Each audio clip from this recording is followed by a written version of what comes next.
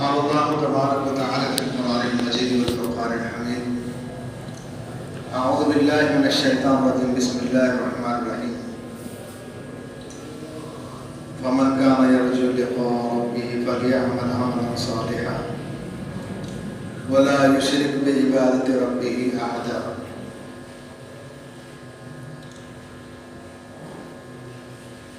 صدق اللہ العظیم۔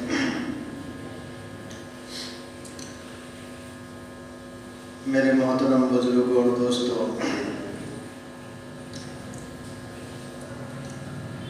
اللہ رب العزت کا ہم سب کے اوپر بڑا کرم احسان ہے کہ اللہ تبارک تعالیٰ نے ہم سب کو ایمان کی بہت بڑی دولت سے نوازا ہے۔ قرآن پاک کی میں نے آپ حضرات کے سامنے مختصر سی تلاوت فرمائی ہے۔ سورہ کہف کی آخری آیت ہے، اس کے اندر اللہ تبارک تعالیٰ پوری انسانیت سے مخاطب ہے۔ فَمَنْ كَانَ يَرْجُو لِقَاءَ رَبِّهِ فَلْيَعْمَلْ عَمَلًا صَالِحًا، جو اپنے رب سے ملنے کی امید رکھتا ہے، اپنے خالق اور مالک سے ملنے کی امید رکھتا ہے، اور یہ یقینی بات ہے کہ ہم کو اللہ کے سامنے کھڑا ہونا ہے، اللہ کے سامنے حاضر ہونا ہے، اللہ کے سامنے اللہ نے جو ہم کو زندگی دی ہے، اس زندگی کا حساب اللہ کے سامنے جا کر دینا ہے۔ ہم بھی جانتے اور اللہ بھی جانتا ہے کہ ان کو میرے ہی پاس آنا ہے، مگر پھر بھی یاد دہانی کے طور پر اور انسان کے وہ تذکرے میں رہے، انسان اس کو بار بار یاد کرتا رہے اور اس کے اوپر بھی غفلت کا پردہ نہ پڑ جائے۔ اس لیے جب بھی ہم قرآن کی تلاوت کرتے ہیں تو اس پہ سے ہمارا گزر ہوتا ہے کہ فَمَنْ كَانَ يَرْجُو لِقَاءَ رَبِّهِ فَلْيَعْمَلْ عَمَلًا صَالِحًا، جو اپنے رب سے ملنے کی امید رکھتا ہے اس کو چاہیے کہ عمل صالح کرے، نیک عمل کرتا رہے، اللہ سے ڈرتا رہے، ہمیشہ اپنی زندگی کا محاسبہ لیتا رہے، صبح سے لے کے شام تک جس اللہ نے مجھے ہزاروں نعمتوں سے نوازا ہے اور ہزاروں نعمتیں اللہ تبارک تعالیٰ نے ہمارے اوپر نثار فرمائی ہیں، تو ہم وقت تو اس کے ذہن کے اندر یہ بات رہنا چاہیے کہ جس خالق نے، جس مالک نے، جس رازق نے، جس اللہ نے مجھے نعمتیں دی ہیں، ان نعمتوں کا حساب بھی مجھے دینا ہے، اور حساب دینے والا اللہ تبارک و تعالیٰ جن نعمتوں سے ہمیں نوازا ہے وہ نعمتوں کا حساب اللہ تبارک تعالیٰ ضرور لیں گے۔ ہمارے پاس تو کوئی ایسا عمل ہے نہیں کہ وہ عمل کو پیش کر کے اللہ سے اپنی جنت کا مطالبہ کرے۔ اے اللہ، میری ایک نماز جو قابل قبول ہے اور اتنی خوشی اور خضوع کے ساتھ میں نے پڑھا ہے، اللہ تو اس نعمت کے بدلے، اس نماز کے بدلے مجھے جنت دے دے۔ ہم ایسا نہیں بول سکتے، بس اللہ ہی اس کو قبول فرمائے، کیونکہ ہم جانتے ہمارے نمازوں کا ٹھکانہ کیا ہے۔ اے اللہ، میں نے زندگی کے اندر ایک حج کیا، ایسا مقبول حج کیا،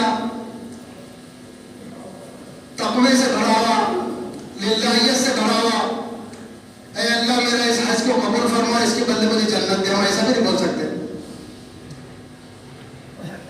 یہ زندگی کا کوئی عمل ایسا ہمارے سامنے نہیں ہے کہ اللہ فلاں وقت کے اندر میں نے یہ کام صرف تیری رضا کے واسطے کیا تھا، تجھ کو راضی کرنے کے واسطے کیا تھا کہ تو مجھ سے راضی ہو جائے، اور تیرے سامنے مجھے کھڑا ہونا تھا اور کھڑا ہونا ہے، اس لیے میں نے میری زندگی کے اندر فلاں وقت کے اندر فلاں عمل یہ کیا تھا، اللہ تعالیٰ تو اس کو قبول فرما، اس کے بدلے مجھے جنت دے دے۔ اس لیے ہم دوسروں کے کام آتے رہے، کیونکہ ہمارے عمل کا تو کوئی ٹھکانا ہے نہیں. ہماری نماز دیکھو، ہمارا صدقہ خیرات دیکھو، ہمارا زکوٰۃ دیکھو، ہمارے رمضان کے روزے دیکھو، ہمارے حج اور عمرہ دیکھو، نہ جانے کتنی اس کے اندر ایسی کمیاں ہیں اور کتنی ایسی خامیاں ہیں کہ ہم اللہ کے سامنے پیش نہیں کر سکتے کہ اللہ ہمارا یہ عمل لے اور اس کے بدلے ہمیں جنت دے دے.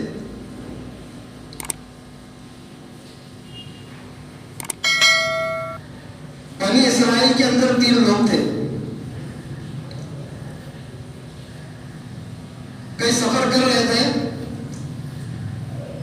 سفر کرتے کرتے اچانک کئی جگہ ٹھہرے اور ایک طوفان آیا، اور طوفان سے پتھر لوٹ کر جس گار کے اندر وہ ٹھہرے تھے، سوراخ کے اندر ٹھہرے تھے، وہ گار کے اوپر پتھر آ کر بند ہو گیا، منہ بند ہو گیا اس کا. بارش سے بچنے کے لیے ٹھہرے تھے، طوفان سے بچنے کے لیے ٹھہرے تھے، پر اچانک پتھر اوپر سے اڑ گیا اور وہ پتھر گار کے منہ پر آ کر بند ہو گیا. آپ بڑے پریشان ہوئے. اس وقت نہ موبائل کا دور تھا، نہ کچھ میسج کا دور تھا، نہ واٹس ایپ کا دور تھا کہ فلاں کو میسج کر کے بلا لیں گے اور یہ پتھر ہٹا لیں گے، فلاں کو فون کر کے بلا لیں گے اور یہ پتھر ہٹا لیں گے. بڑے پریشان ہوئے. اب ان کو اپنی موت کے علاوہ کچھ نظر نہیں آ رہا کہ بس یہ ہمارا آخری وقت ہے. ہم 3 ہیں اور چوتھا ہمارے ساتھ میں ہمارا اللہ ہے. بڑے پریشان ہوئے. ایک دوسرے کے چہروں کو دیکھنے لگے، تکنے لگے کہ آپ کیا بنے گا اور اب اس سے کیسے بچ پائیں گے. ہمارے گھر والے ہمارا انتظار کر رہے ہیں، ہمارے بیوی بچے ہمارا انتظار کر رہے ہیں، اب ہم کیسے نکل پائیں گے. تینوں میں بڑے پریشان ہوئے. انہوں نے ایک دوسرے کو کہا، دیکھو بھائی، اب اللہ ہی ہمارا حامی ہے، اللہ ہی ہمارا مددگار ہے. جس اللہ نے ہمیں ہماری اپنی ماں کے پیٹ کے اندر پالا ہے، پوسا ہے، 9 مہینے 9 دن ہمارے وہاں پر روزی روٹی حالت کے بعد سے اللہ تبارک تعالیٰ نے ہمارے رزق کا معاملہ وہاں پر اللہ تبارک تعالیٰ نے کالی کوٹری کے اندر کیا تھا. اب وہی خالق، وہی مالک، وہی رازق، وہی پالنہار اس گار کی کوہ کے اندر ہم کو دیکھ رہا ہے ہمارے سامنے. تو اپنی زندگی کو ٹٹولو کہ بھئی ہمارے زندگی کے اندر کون سا ایسا عمل تھا جو محض صرف ہم نے اللہ کے واسطے کیا تھا اور اللہ نے اس عمل کو قبول کیا اور اس کی برکت سے ہم اس پتھر سے نجات حاصل کر سکتے ہیں، اس غار سے نجات حاصل کر سکتے ہیں. لمبا واقعہ ہے، بڑا واقعہ ہے. تو ایک نے کہا کہ ٹھیک ہے، میں اپنی زندگی کا محاسبہ لوں کہ ہماری زندگی کے اندر محض کون سا عمل ایسا ہے جس کو صرف ہم نے اللہ کی رضا کے واسطے کیا تھا اور اللہ نے اس کو قبول کیا ہے. اگر وہ عمل اللہ کے پاس قبول ہوگا تو اللہ ہی اپنی برکات، اپنے فضل سے ہمیں اس گار سے نجات دے گا. کہا کہ ٹھیک ہے، میرے پاس ایک ایسا عمل تھا، میں نے صرف محض اللہ کی رضا کے واسطے کیا تھا. اگر اللہ تبارک تعالیٰ اس کو قبول فرما لے تو ہم اس گار سے نجات حاصل کر سکتے ہیں. کہا کہ میرے بوڑھے والدین تھے اور میں بکریاں چرایا کرتا تھا. میرے بوڑھے والدین تھے اور میں بکریاں چرایا کرتا تھا. ایک مرتبہ ایسا ہوا کہ میں بکریاں چراتے چراتے دور چلے گیا اور ہمارا روزی روٹی کا مسئلہ اسی بکری کے اوپر تھا. جب میں جنگل سے آتا تو بکری کا دودھ دھوتا اور دودھ دھونے کے بعد اپنے بوڑھے والدین کو پہلے پیش کرتا. حالانکہ میرے بچے بھی تھے، میرے بچے بھی میرے پیروں کو پکڑ لیتے تھے، مگر سب سے پہلے میں اپنے ماں باپ کو ترجیح دیتا تھا. ایک مرتبہ ایسا میں بکرے چراتے چراتے دور چلے گیا اور آنے میں تاخیر ہو گئی. والدین سو گئے. میں نے اپنی بکریوں کا دودھ دھویا. دودھ دھونے کے بعد پیالہ لے کر اپنے ماں باپ کی خدمت میں گیا تو دیکھا کہ والدین سو چکے ہیں اور بچے بھوک سے بلک رہے ہیں. انہوں نے آ کے میرے پیروں کو پکڑ لیا، کہا کہ ابا جان ہمیں بھوک لگی ہے. کہا کہ نہیں، میں اپنے ماں باپ کو پہلے پلاؤں گا پھر بعد میں تم کو دوں گا. ماں باپ سو گئے تھے. کافی دیر کے بعد دن ہوشیار ہوئی. والدہ کی نگاہ جب بچے کے اوپر پڑی، بیٹے کے اوپر پڑی، دیکھا کہ بیٹا کیا ہے، دودھ کا پیالہ لے کر ان کی والدہ کی خدمت میں کھڑا ہے. تو والدہ بڑے حیران ہو کہ بیٹا رات کا 3 حصہ گزر گیا اور تو اب تک کھڑے. کہا کہ نہیں امی جان میں آپ کی خدمت کے اندر یہ پیارا لے کر کھڑا ہوا. آج ایسا ہوا کہ بکری چراتے چراتے کافی دور چلے گیا اور آنے میں تاخیر ہوئی اور آپ کی نیند لگی, یہ دودھ پی لیجیے. تو ماں باپ نے والدین نے وہ دودھ پیا اور دل سے دعا دی. دل سے کیا ہے؟ دعا دی. اے اللہ میرا یہ عمل صرف محض تیرے لیے تھا, تو اس کو قبول فرما اور کیا ہے گار کو ہٹا دے. روایتوں کے اندر آتا ہے کہ گار کا تھوڑا سا منہ ہٹ گیا, تھوڑا ہوا آنے لگی, تھوڑا اجالا دکھنے لگا. تو یہ ایک عمل تھا, اللہ تبارک تعالیٰ نے کیا ہے اس کو اپنے فضل سے قبول فرمایا ہے. ایسے دوسرے دو واقعے اور ہیں. مطلب تو میرا کہنے کا مقصد یہ ہے کہ ہم زندگی کے اندر کوئی ایسا عمل کرتے رہے جس کو ہم اللہ کے سامنے پیش کریں اور اللہ تبارک تعالیٰ اس عمل کی برکت سے ہمارا کیا ہے آخرت کے اندر نجات عطا فرما دے. دوسرا واقعہ کہ ایک چچا جات بھائی تھا, اس کو کسی بہن کو پیسے کی ضرورت پڑی. وہ اس کے پاس آئی اور اس نے اپنی خواہش کا اظہار کیا. اس چچی بہن نے کہا کہ چچا بھائی یہ دیکھ مجھے پیسے کی ضرورت ہے اور تو مجھے پیسے دے. تو بھتیجے نے کہا کہ بھائی نے کہا کہ دیکھ اس کی نیت اس کے اوپر خراب ہو گئی. کہا کہ میں تجھ کو پیسے دیتا ہوں مگر میری شرط یہ ہے کہ میری خواہش کو پوری کر. تو وہ مجبور ہو گئی اور مجبور ہو کر پیسے لیے.